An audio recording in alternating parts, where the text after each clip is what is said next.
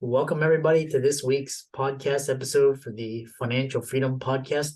I'm your host, Dr. Christopher Liu. And as you know, we talk about four different types of freedom: time, financial, location, health freedom. In that light, I'm always interviewing thought leaders, influencers, creatives on the cutting edge, getting those insights, dissecting through conversation, and sharing it with the audience. So today we have JR Rivera, and he's actually going to be, I'm actually really interested in this conversation. It's going to be talking about building a culture of extreme ownership. I believe there's a book on that: purpose, fulfillment, the power of relationship capital. And it's going to be all about, it's going to be a great conversation. So I'll welcome JR to the show, and we'll get right into it. Welcome. Dr. Liu, thank you for having me on the show. Can't wait to dive in.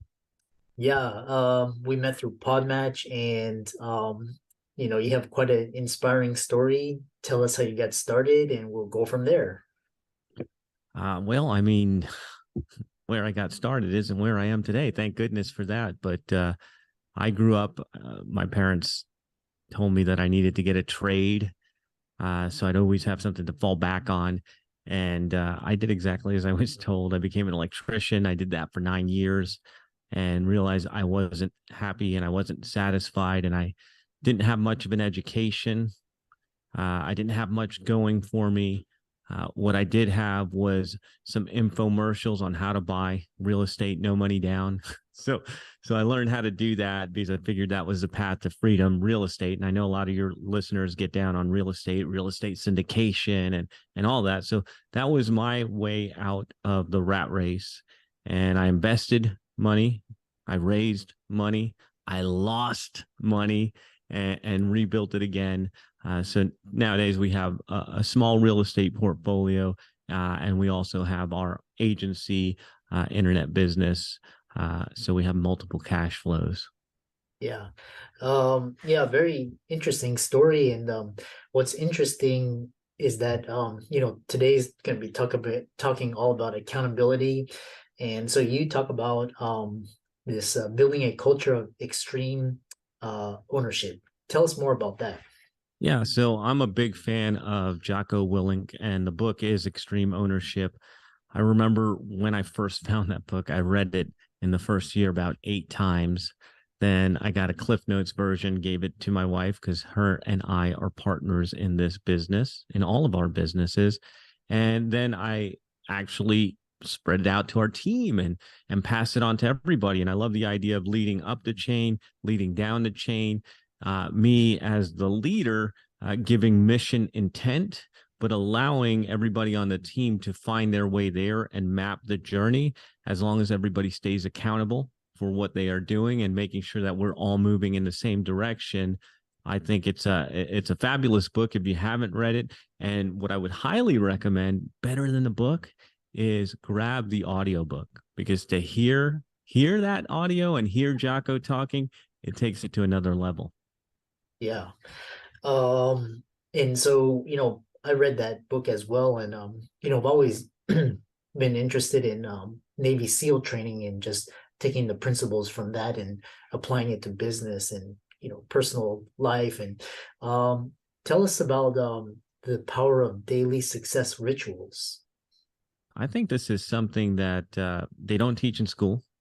And if you're not around the right people, you might never hear this. But part of my life is my morning routine. And the way I do this is I get up early. I mean, a lot of people, we've seen it before, like, oh, I don't have time, or the day gets away from me. Get up an hour earlier, stop making excuses, and start pouring into yourself. So, me personally, I've got something I call the morning stack, which is the Daily Stoic, the Daily Laws by Robert Greene. What else do I have here? Zig Ziglar, Daily Insights with Zig Ziglar, my Bible, a couple other books. And I start in the morning with a rosary because I'm a Catholic man, a rosary. Then I go through my morning stack, reading one page of each book, filling my mind with good, positive things. Before I look at the internet, before I look at email, before I scroll Facebook, I'm pouring into myself with good vibes so that I can get ready for the day. And I think that if you want one life hack, Get up an hour earlier, pour into yourself good, positive thinking, whatever it is. It doesn't have to be the Bible, but good, positive messages so that you start your day with intention, you start your day with purpose. And what I found for me is when I do that and then I add exercise to it, when my family gets up, I am in a much, much better mood and I'm able to pay attention to them and serve them because I've already poured into myself. Fascinating. Yeah, I love that that hack that you did, and it's actually uh going to bed earlier and waking up earlier, and not only is sleep, you get 8 to 10 hours sleep, but you get a psychological advantage too. So I love all of that. Um, the other thing is this idea where relationship capital, because we're all used to financial capital, or tell us about how we can leverage relationship capital for ourselves to be more come happier and fulfilled. I think this is one of the things that is it's another thing that you don't learn in school. Number one, um, not that I learned much in school, clearly, but it's not something that necessarily they teach you. But people go to good colleges not just for the education, but they go there for the connection with the right family, with the right people, with the movers and shakers. And that's one of the things that I learned. It took me a little bit longer to learn, but right when I started being an entrepreneur, I noticed that some people were more successful than others. And I gravitated towards the people who were successful because I wanted to learn what they were doing.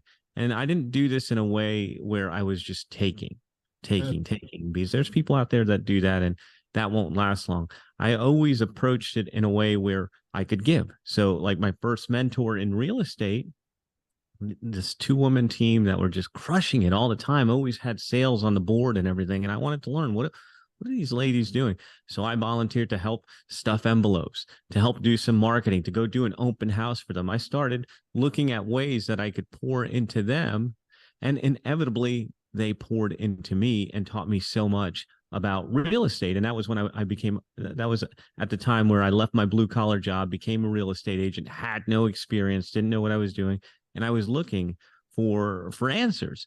And I think that if I could go back to my 20-year-old self and give him a message, it'd be number one, don't be so obnoxious. But number two would be look at the people whom you surround yourself with. And I think it's Jim Rohn who told us we are the average of the 5 people we spend the most time with. And so if you want a real hack, for anything to grow in any area of your life, whether it's faith, whether it's fitness, whether it's finances, get around the people who are doing the things you want to do and pour into those relationships. Because what I've learned in all these years, like we run a freedom business. We are location independent. We can be here or we can be in Utah skiing for a month and we're still running our business. And the only reason this happens is because of the relationships. Number one, the relationships with all the people we know who refer us business. Number two, the relationships that we have with each other inside of our company, looking out for each other, taking care of each other, helping each other. The most underrated thing there is in the world is relationships and cultivating those relationships so that they grow, so that they prosper, so that they bear fruit. And I think that's something that is so fortunate that I learned and that we get to do every day. Our relationships with our clients, with God, with each other, it is all we need to hit the next level and the next level and the next level. Yeah, very very fascinating, because like I said, we're all so accustomed to financial capital, but there's relationship capital that you talked about. There's social, political, a lot of different ways of contributing. And I love this idea that you talk about, proximity is power, and pouring, not just taking, but actually like giving, and it's kind of like the law of reciprocity and karma. You give more, and then the universe responds. So um is really, once I heard that, it like my mind shifted. It's like, oh, instead of being a transactional, it's like, you can actually give value, serve more, and the results take care of themselves. So Yeah, it's a cultivation thing. You gotta put the work in, yeah, and you will get the rewards. But I think that any of us can do it, is put a little work in, and watch what happens. yeah. And then you talk about this law of borrowed belief. This is interesting too. I've never heard of that. Man, this goes back to the relationships and getting around the right people. When I started in business, obviously I didn't have much money, I didn't have much experience, I didn't have any connections, and I didn't know what I should be doing. So I found mentors along the way, who would help me. And I still to this day, I still have mentors. But going back to that advice I give 20-year-old Johnny is like getting around the right people. You do it in phases. And so when you're first starting out, it might be a library card and taking out books. It might be listening to a podcast like the one that you and I are doing today. After you get some experience and some money, you can invest into programs, into coaching, into conferences. And the next layer up, in my opinion, is masterminds or peer groups. And that's what I invest in today, is getting into the right room with the right people. And what happens when you are in the right room with the right people is that they should all intimidate you. Right? If you're in a room where you're the biggest deal in the room, you are in the wrong room. So you have to get yourself into a room where you're intimidated by the people in there. Why? Because it helps you grow. It helps stretch you. And if you get into the right room, what happens is those people not only stretch your thinking, stretch what you think is possible, they also see things in you that you may not see in yourself. And the idea of borrowed belief is that even if you have self doubt, like maybe I shouldn't take down this apartment deal by myself. Maybe I should invest in like a syndicate or something like that. Or maybe I shouldn't go buy these 100 houses. You have to be in a room where people believe in you more than you believe in yourself. And you borrow that belief. Like if this person thinks I can do it and that person says I can do it, then maybe I ought to at least give it a try. That idea of borrowed belief I've been using my entire life. When my real estate business went down in flames in 2008 and we lost everything, I was at one of the lowest points in my life. I had that little devil on my shoulder talking about, you didn't deserve this, you shouldn't be here, all that imposter syndrome stuff that any of us deals with at any level. I had that, and I had to borrow the belief from my wife. She looked at me and she's like, "Oh, you're gonna do it. You've done great. We can make a comeback." I didn't believe that. I was so low. I had to borrow her belief. So at every stage in my life, I've had people around me who I've been able to borrow belief from. And like I said, it starts with the people around you right now. And you can elevate that as you grow and as you can afford to invest. And as you see the bigger picture, get into rooms with people who also have that belief that you can borrow to help you grow. Interesting. Yeah, I like that. It was interesting. It's kind of like leveraging, and then it's like it's like leverage or borrowing. And the other thing is you talk about reputation, or sorry, repetition equals reputation. That's interesting as well. The law of reps, baby. All of you know it. All of you physicians out there have put in your reps, reading books, taking tests, exams, passing your boards, all of that. You put in your reps and doing your rounds. You got to put in your reps. And the difference between an average ordinary person and people who live extraordinary lives of limitless possibilities is putting in the reps. When you want to, when you don't want to, when it feels good, when it feels bad, we still show up, we put in the reps, and we continue growing. Without putting in those reps, you will never amount or never hit the person that you should be, or hit your potential. So you got to put in your reps, and I think that's an integrity thing. I think we can all relate to integrity being a big thing. And if you are not putting in your reps, if you are not doing the work, you are not living up to your potential, and you're not in integrity with who you say you are or who you want to be. So yeah, I'd say that putting in your reps, whether you like it or not, is really going to lead to the reputation that you want today and 10 years from now. And very interesting. As we come to the almost the end of the conversation, you talk about so many different key mindsets, and one is one thing that really stood out is how you talk about how working dumber, not smarter, is the key to exponential growth. That's, they always say, first thing is they say work hard, and then they say work smarter. But now you have a different twist on that, how you say how working dumber is the key. I'm curious about that. It's so easy for me, right? I barely graduated high school. I mean, that's easy for me to work dumber. But yeah, I heard all those things too. Work harder, sure, work harder. There's only so much work we can do as humans. There's only so many hours in the day. Work smarter. I don't, and this is going to be a hard one, especially for doctors. And I have doctors in my life. So I get the ego that you have to get through all that training, get through all of that schooling, and get through that. Uh, you have to have some ego. You have to be smart, or else you wouldn't be able to do it. But the smartest thing you can do is realize that you're not the smartest person in the room. And that's why I say, if you're in a room where you're the smartest person, you're in the wrong room. You got to keep finding those rooms where there's people much smarter than you, so you can elevate to their level. But in a team framework, the way I look at it is, I used to do all that stuff, work smarter, work harder, got me so far. And then I got stuck and hit that plateau. What I realized was working dumb was better. And the way I mean that is hiring team members who are smarter than me, who can do things better than me, who can give me new perspective, and being okay with not being the smartest guy in that particular section.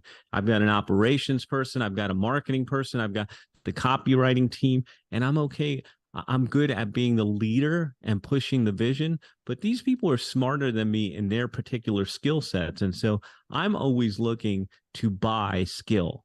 And I don't need to learn everything. This is a Dan Sullivan thing. Who, not how. My first question is not, how do we do this? My first question is, who can we get that already knows how to do that? So I can just pay, bring them in. They're the smart ones, and I can just be dumb. All I got to do is pay them money. Yeah, very yeah, that, and ironically, that's the smart way to do things. So it's kind of reverse. It's like be dumber, but that's actually the smarter. So it's kind of ironic. But I really enjoyed this conversation. So many epiphanies, and different ways of looking things. I know you have a website, and how can people follow you on social media, reach out to you, contact you? So the only place I really hang out nowadays is LinkedIn, and I am Riverathan, Riverathan on LinkedIn. In fact, that's my social handle on all of the platforms. So you find me in one place, you'll find me everywhere.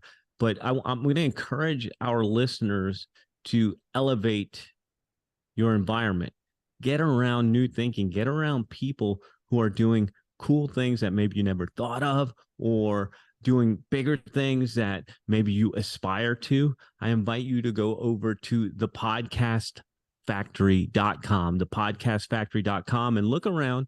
There's obviously there's navigation on the site. Look at our client showcase, and there you will find some new friends whom you can follow, who can elevate your thinking, who can help you reach new levels by giving you new perspective. And I think that would be an amazing place for you to take your game to the next level. Yeah, great conversation. Be sure, for the audience out there, JR's resources will be in the links and show notes. Be sure to follow him on social, especially LinkedIn. He's also got YouTube, Twitter, Instagram, Facebook, his website as well. You can get six biggest mistakes to avoid when starting a podcast, and check out his podcast. And with that, learn so much. And thanks for coming on to the show. Thank you for having me, Dr. Lou. It's a pleasure.